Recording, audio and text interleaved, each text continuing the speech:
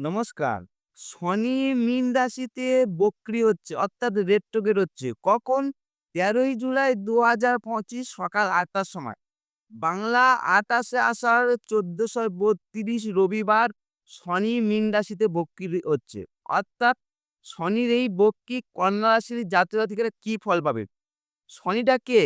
আপনার হচ্ছে পঞ্চম পতি, ষষ্ঠ পতি। কোথায় বক্রি হচ্ছে? সপ্তম ভাবে।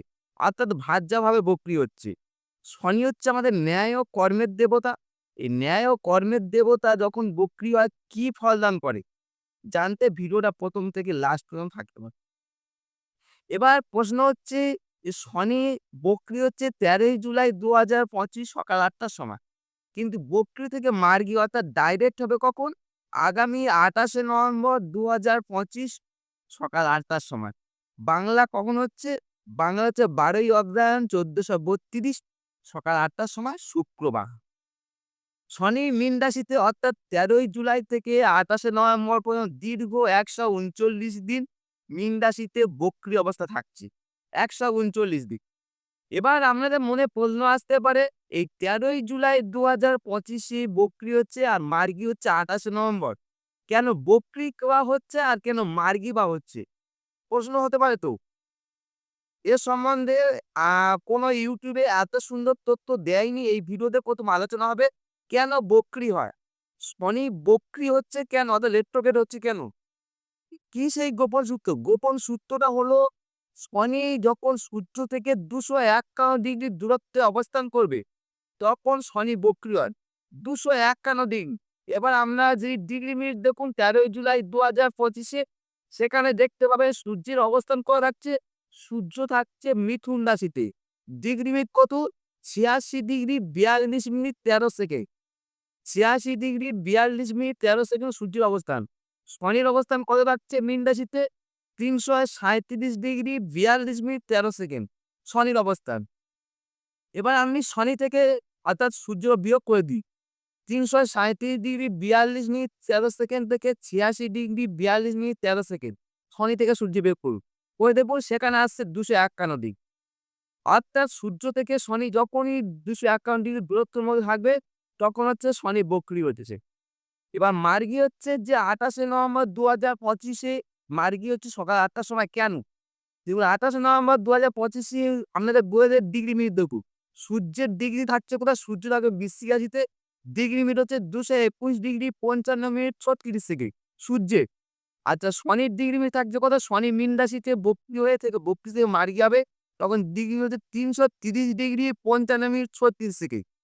এবার ৩৩০ থেকে ২২১ যেহেতু ২২১ ছোট অর্থাৎ কি সূর্য ছোট, এবার এটা সূর্য থেকে শনি, ওটা শনি থেকে সূর্য বিয়োগ হয়েছিল। এবার সূর্যের ওখানে আপনি ৩৬০ ডিগ্রি যোগ করুন ২২১ থেকে। ২২১ প্লাস ৩৬০ হচ্ছে ৫৮১ ডিগ্রি ৫৫ মিনিট ৩৬ সেকেন্ড। এই ৫৮১ ডিগ্রি ৫৫ মিনিট ৩৬ থেকে মাইনাস করুন ৩৩০ degree ৫৫ minute ৩৬ second. ৫৮১ degree ৫০ minute ৩৬ second minus ৩৩০ degree ৫০ minute ৩৬ সেখানে আসছে ২৫১ ডিগ্রি। অর্থাৎ সূর্য শনি যখন ২৫১ ডিগ্রি দূরত্ব অবস্থান হচ্ছে তখন হচ্ছে বক্রি বা মার্গী হচ্ছে।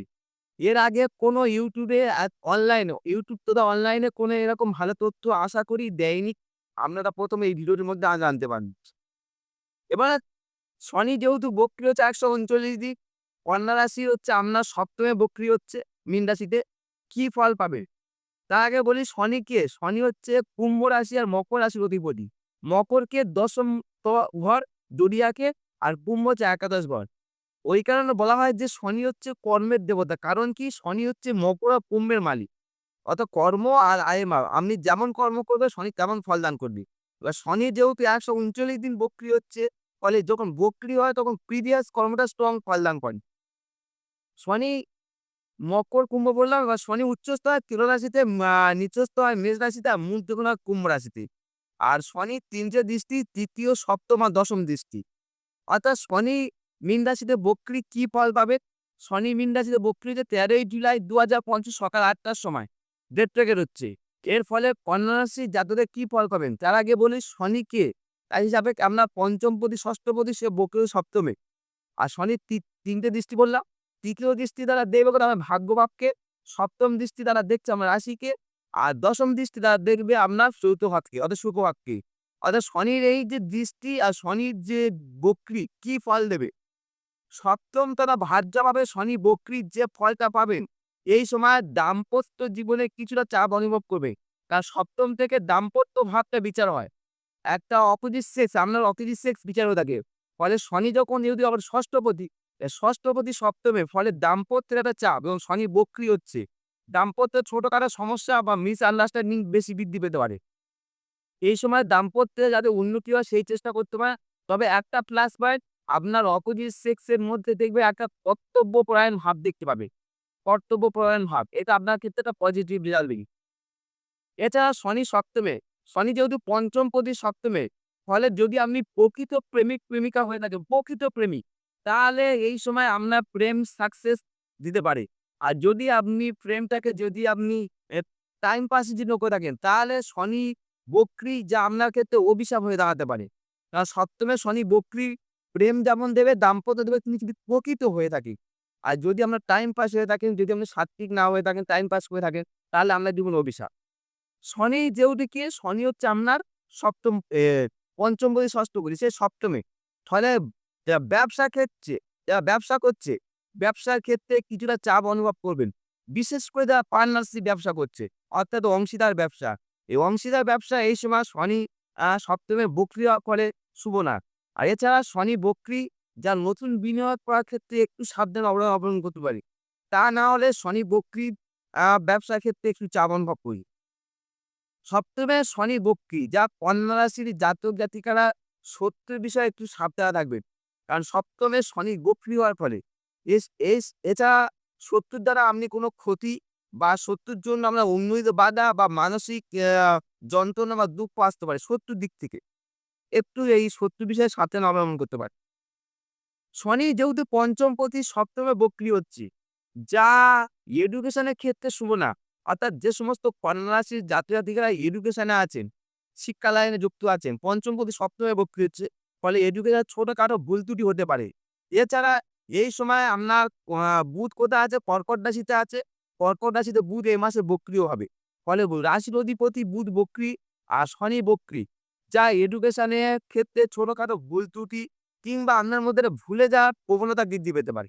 ভুলে যাওয়ার প্রবণতা। সপ্তমে বক্রী শনি। শনি যেহেতু ৩ টে দৃষ্টি, ৩য় দৃষ্টিতে আমরা ভাগ্যভাবকে দেখছি। যা গতানুগতিক ধর্মের প্রতি আপনার আগ্রহটা বৃদ্ধি পেতে পারে।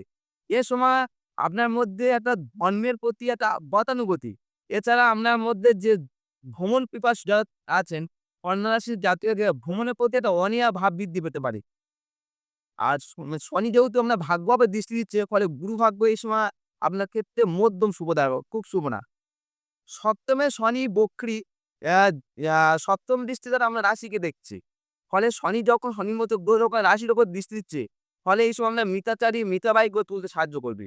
এছাড়া শনির দৃষ্টি রাশি থাকার ফলে আপনাকে মাঝে মধ্যে সঙ্গ বিমুখ বা একলা চলা নির্গৃহ হতে পারে। সপ্তমে শনি বক্রি। সপ্তম থেকে তার দশম দৃষ্টি দ্বারা দেখব কোথাও আমরা চতুর্থ ভাবকে দেখছি। 4th হাউসকে দেখছি। ফলে শনি যখন চতুর্থ ভাবকে দেখছে, ফলে আপনার মধ্যে গৃহস্থ সুখ পেতে একটা চাপ অনুভব করবেন। গৃহস্থ সুখ। এছাড়া কি হয় শনির দৃষ্টি চতুর্থে একটা মানসিক অ্যা একটা যন্ত্রণা বা পারিবারিক নিয়ে একটা চাপ অনুভব করবে। পরিবারের কোনো দায়িত্ব এই সময় আপনার কাজে আসতে পারে। শনি যেহেতু বক্রি আপনার দৃষ্টি দিচ্ছে কোথাও আপনার রাশিতে। আমরা চতুর্থ ভাবকে দেখছি।